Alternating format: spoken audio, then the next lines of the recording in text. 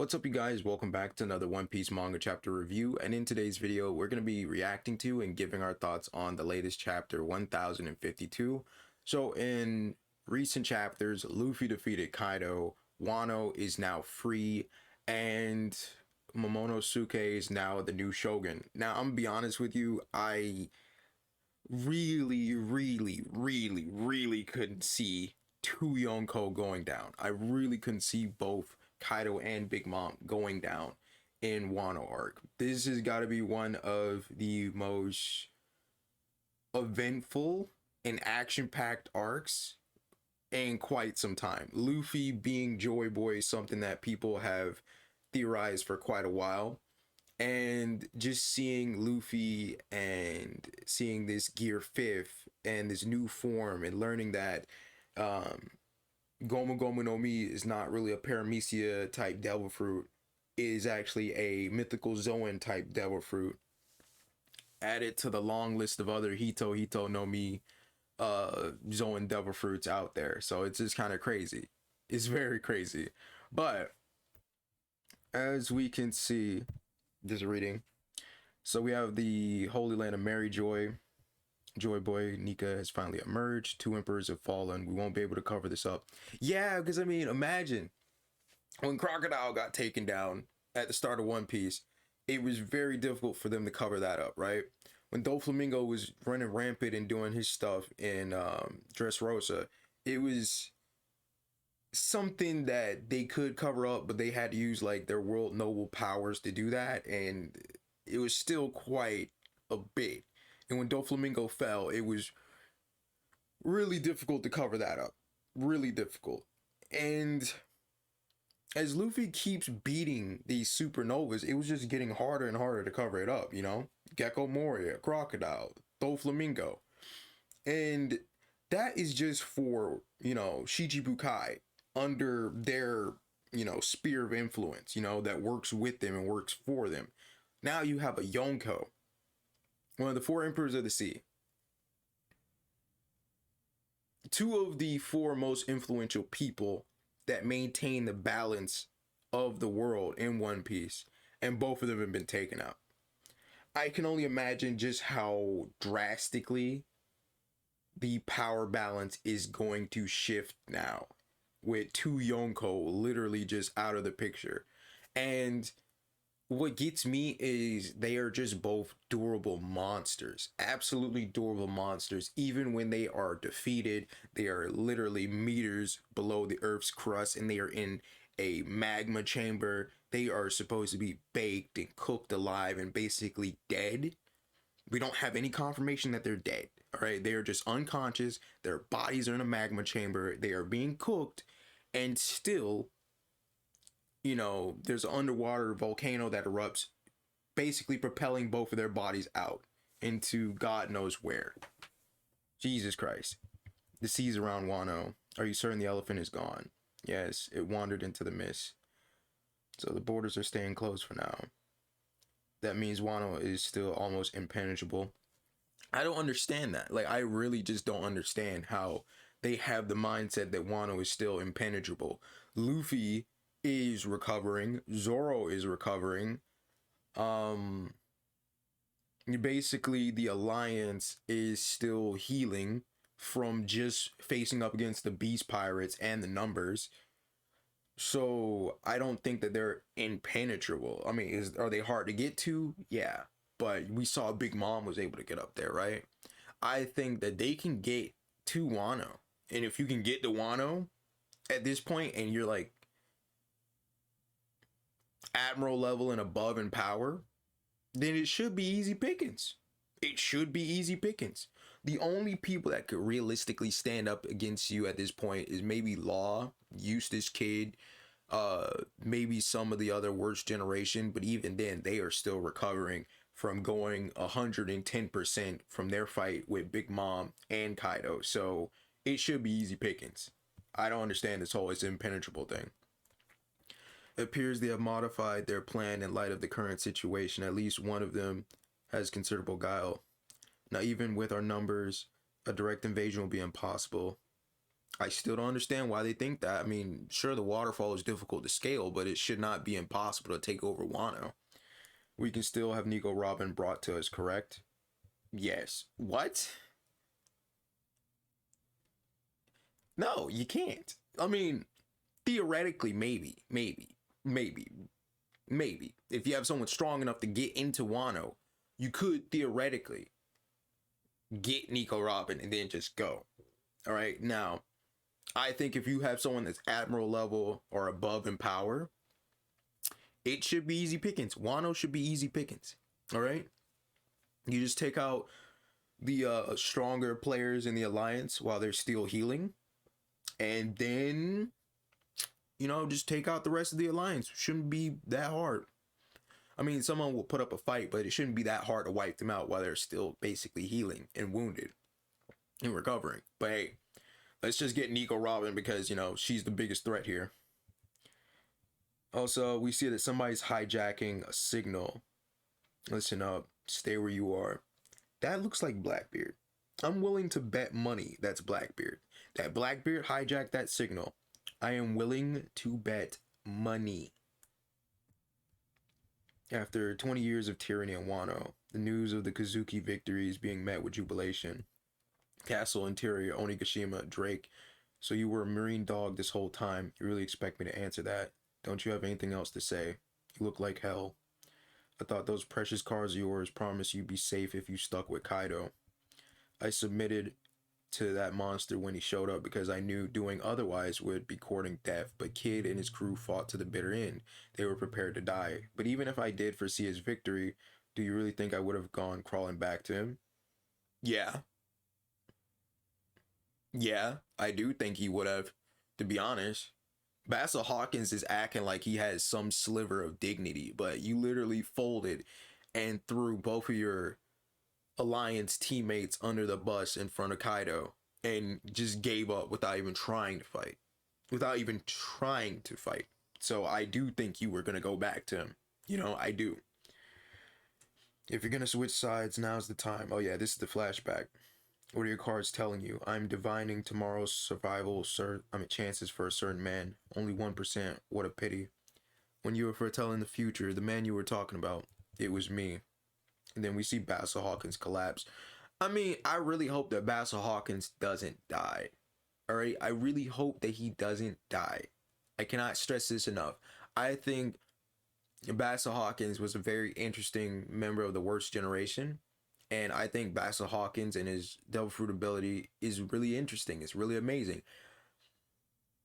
I just think it was a shame that there wasn't more to be done with his character and that he was more so of like a rat-like character, like Scratchman of Pooh, 6'9" type of stuff. And that he folded on what were supposed to be his alliance teammates and his alliance members in the face of Kaido. And he still stuck with them even as the invasion of Onigashima was going on. Even when there were good odds that they could lose, he still stuck with Kaido, So him reading his cards and seeing that he had a 1% survival rate, that's something he brought on himself. He didn't need to do what he did to Eustace Kid. He didn't need to do what he did to Killer. He didn't need to fight them. He didn't need to go as far as he did. But he chose to, all right? No one put a gun to his head to do what he did. So him dying, that's on him. If he dies, that's on him. I don't feel too bad about it. I mean, I do think it's a loss of a good character that had a lot of potential, but he brought it on himself. What can I say? The Flower Capital, 7 days after the end of the war. Don't take down the decoration yet. Monosuke-sama, the Shogun, has decreed that we will have another festival soon. All right, so we see Mrs. Sarahebi, the snake teacher. She's gone. There's a new teacher, and they're going to be teaching the history of Kazuki Oden. Yeah, this is that de-doctrinization that Kurozumi Orochi basically had going on, where he was talking down on Kazuki Oden and basically, indoctrinating the youth into believing that that Orochi was like the savior of Wano and all of this. So it's good to see like all of that doctrination is being undone. And another scabbard was watching over things this whole time. I'm just gonna be you know, skimming through some of the unimportant parts. Kiyoshiro, the noble Yakuza boss, was really Denjiro Dono in disguise. Yeah. Does anybody know anything about the man that took down Kaido? He's apparently a warrior known as Joy Boy. His name is Luffy. You get that right. On display. I heard he's no longer in the country. I would have loved to see him in person. His heroism rivals the legendary god of the blade. I mean, Ryoma must have been one hell of a monster, man. Alright? He must have been one hell of a monster. The Eternal Graves, Ringo, we're building another shrine. From this hill, they'll be overlooking the flower capital, just like the god of the blade, Ryuma. Like I said, Ryuma must have been an absolute monster, an absolute unit in real life. Like, while he was living, he must have been an absolute unit. We will put Odin-sama to rest here, and he will be surrounded by his allies, starting with Yasui Dono and all the other daimyo who fought for this country, and ending with Ashura and Izo. Oh, there goes Onimaru. Okay, then Marco's there. Seems like I've been left behind once again to say goodbye. We know the feeling. We are the ones who remain. If something were to happen to any more of our heroes, I don't think I could take it. Let us pray for their good health. And then we have Yamato. She's hungry, but she's not eating. Okay, then Luffy and Zoro finally recover. They open their eyes. They want booze and meat. They don't know who Momonosuke is because of how he looks. Honestly, Momonosuke looks cool. Like, I'm gonna be honest with you. I like it. I like it. Momonosuke looks cool, and he also looks like his dad. He looks like his dad just without the wacky haircut. I think he should keep his hair the way it is. It's nice. Maybe grow some facial hair, probably. Start training, get some muscles put on. You're solid. There is. Momonosuke's trying to grab on Nami's breast. Yeah. But I'm still 8 years old. Nah, buddy. Nah. You're a 20-year-old now. You're, well, 28, I think. I don't know. He was aged up 20 years, so 28 probably. Welcome to adulthood. Yeah, man. Sanji and Brook, they just never liked it. I would have been jealous too. I'm gonna be honest. I would have been jealous too. A little kid basically getting away with, like, basically just fondling and grabbing women's breasts. And they're just like, oh, he's just a kid. And like, you as a grown man, you're just like, you just hate him. He's still a child on the inside. On the outside, he's basically old now. Quit putting plates on my head. You should thank your parents for giving you such a strong body. I'm sure you'll be number one and be the number one samurai in the country one day. Yeah, you will be. Like, he has so much potential. Like, being the son of Odin, and Odin was an absolute unit as well. He has so much potential. Yamato, let's take a bath together before the festival. Your vigil has ended, right? Vigil. In Wano, they have a custom to give something up until their prayers are answered by the gods. I swore not to eat or bathe until the two of you recovered. That's why I'm feeling so great. What a good person. I'm surprised we're not dirty ourselves. That's because I was in charge of wiping your bodies clean. She seems so eager to do that. Mosshead, you bastard, how could you? Oh yeah, and then Sanji was like, if I'm no longer myself, I want you to put me down. I mean, to be honest, I think that would have made Wano arc a little bit better, a little bit more interesting if Sanji actually went to, like, the dark side. If by, like, the end of it, Sanji just disappears and then he actually has turned evil, he actually has turned heartless. But I think they didn't go that route. Oda didn't go that route because we already kind of went the whole Sanji leaves the team route with, you know, Whole Cake and Big Mom and the wedding and stuff like that. And we had already went through Sanji's little individual arc with his family, his backstory. So, like, him turning dark and leaving the crew a second time, I think it would be, like, a little overplayed. This castle doesn't have mixed baths, so I'll pass Nami. Well, I would like to join if you are okay with it. It's bath time. Okay, so we see everybody just taking a bath. Obviously, Momonosuke, he's caught off guard by Yamato being in the bath with the guys. Sanji is just like just absolutely thrown through a freaking loop, nosebleeds everywhere, and Brook, he's happy with it. I'm gonna be honest with you. I'm not really feeling the whole Yamato being Oden Kazuki thing and being dead set on it. I'm just gonna be honest with you. I'm not really feeling it. I'm not really feeling it. And her being so stringent that she is a man, I'm not really feeling it. I'm not really feeling it. I mean, but hey, you know, I guess it makes sense. We have other characters that are basically transgender and have different like gender roles and pronouns and stuff like that. I guess the thing that irks me is that Yamato is so dead set on being Kazuki Oden and being addressed as Kazuki Oden, and that's just fucking weird. Like, let's just be honest, it's weird. You are literally identifying as a dead person, as a dead, deceased person, and their son is right there. Like, man, you can identify as a man. You can go by masculine or male pronouns if you want to, but I am not about to call you my dad. I am not about to identify, I'm not about to accept your identity as my father who is deceased, who is in the ground. No, it's not happening. But it's good that everybody is basically having like this little bath time. Everybody's enjoying it. We see Horcella in the background. We see Otama talking about, I hope I become Bewitching 2 one day. Like, look, you don't want to become Bewitching, all right? Nami's a whole demon. She's a whole succubus. And then we have like the dock. The ships have been repaired. Don't get too buddy-buddy with them. We can't let our guards down until we are safely back at sea. I can understand Eustace like cautiousness in his wariness, because like last alliance he was in outside of Luffy did not go well for him.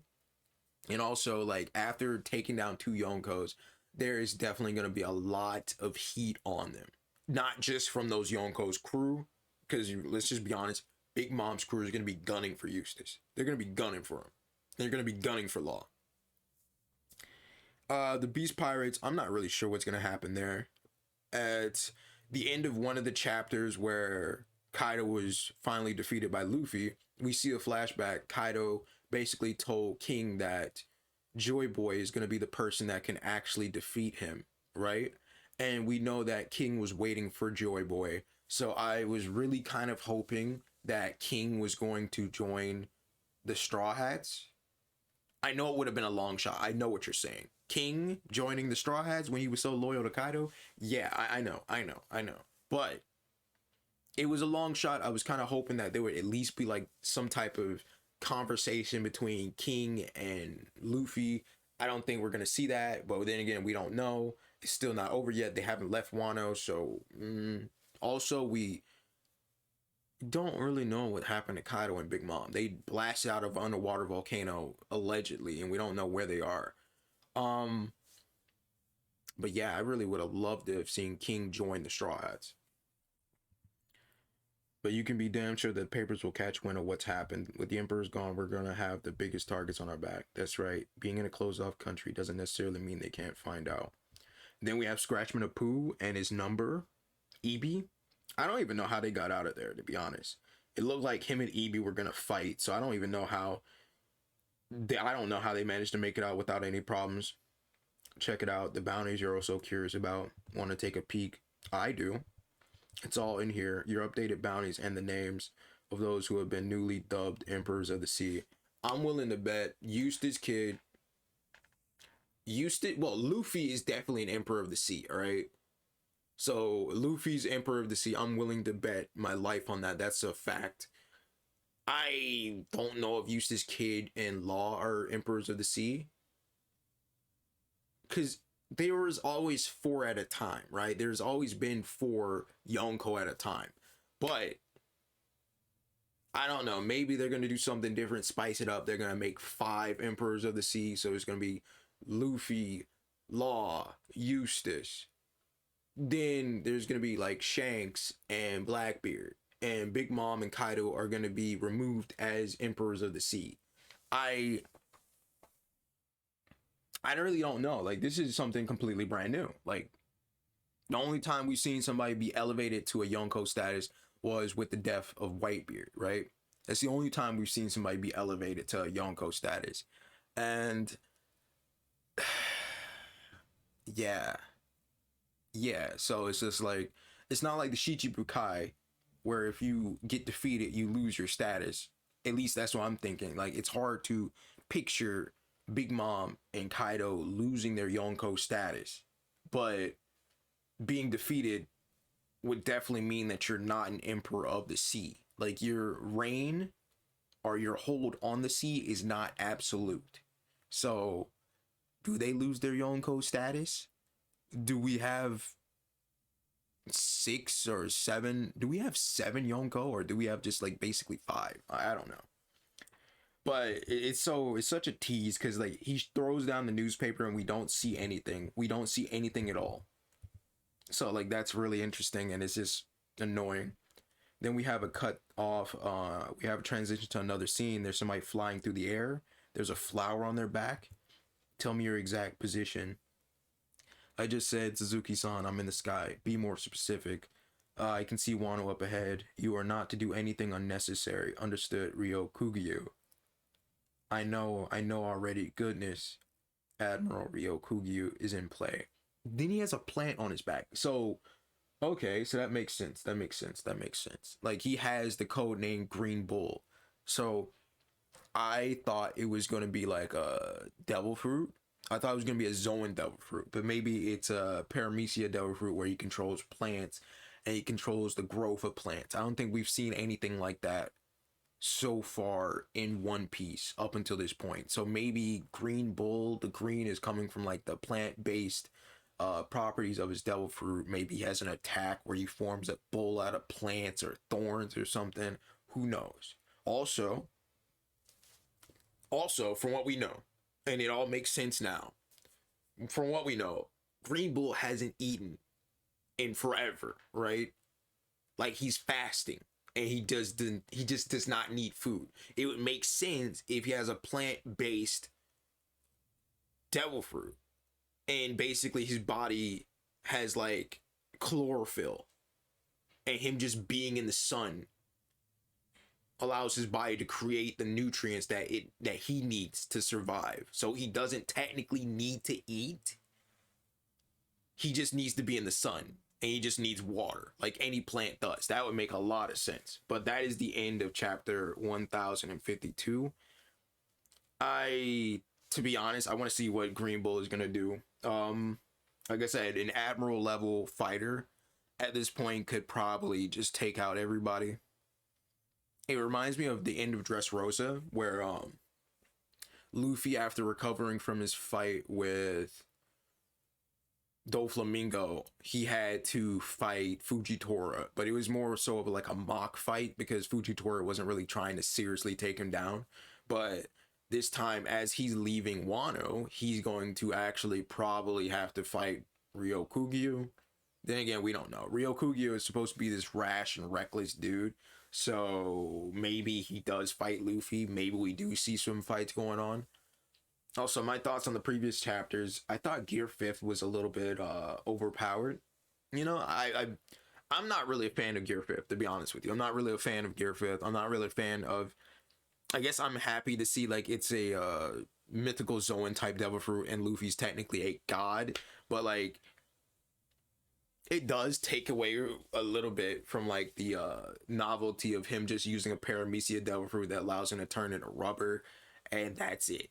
You know, to know that from the start of the series he has been technically an entire god and he's had that potential from the start and he just didn't awaken his devil fruit up until this point is kind of explaining why he has been so lucky, and it kind of like explains a lot of the other, you know, properties and situations he's been in. And on the one hand, yeah, Luffy's a god, you know, that's nice. On the other hand, like, it would have been cool for him to just, you know, have rubber based powers and that's it. to just be able to beat an entire dragon, a soul stealing witch or grandma, you know, to fight Shanks and to fight Blackbeard, this guy with 2 devil fruits and the ability to steal and absorb more devil fruit powers with just rubber. But to know that they've all been beaten by a literal god, okay, that explains it a lot more. That makes it a little bit more even of a playing field, I guess. Not really any other devil fruit ability doesn't really stack up to being an actual god. I'm just saying. But also, just seeing like Luffy is still vulnerable to like slashing attacks is good. So it means if you're a really high caliber swordsman, that's good. Also, Gear 5th Luffy plays a lot. Like, he really loses his focus of the fight, and he gets carried away, and he's like unpredictable, cartoony, goofy, and zany, and all of that type of stuff. But if you're like really serious, you're focused on the fight, and you're a swordsman, and you have powerful slashing attacks, you can still do some significant damage to Luffy. Kaido was able to really hold his own towards the end.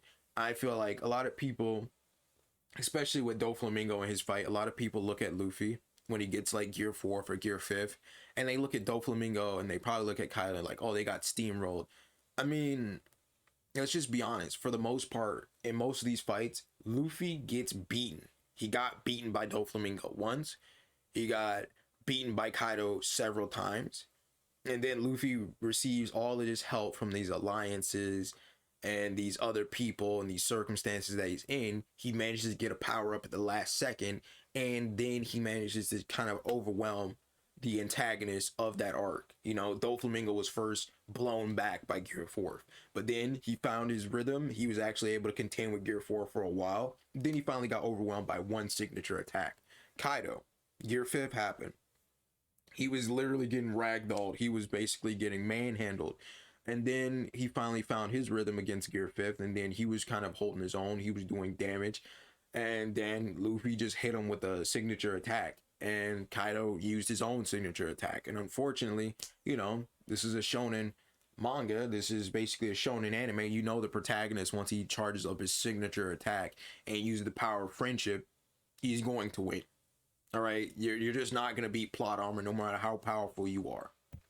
But that's my thoughts on the latest chapter and the most recent chapters of One Piece. If you like that and you want to see more reactions, you want to see more thoughts, please please subscribe. It supports the channel and it tells me to keep doing what I'm doing. We are still thinking about like how to like incorporate like panels and like pictures from the chapters into the video. I don't really know like copyright rules.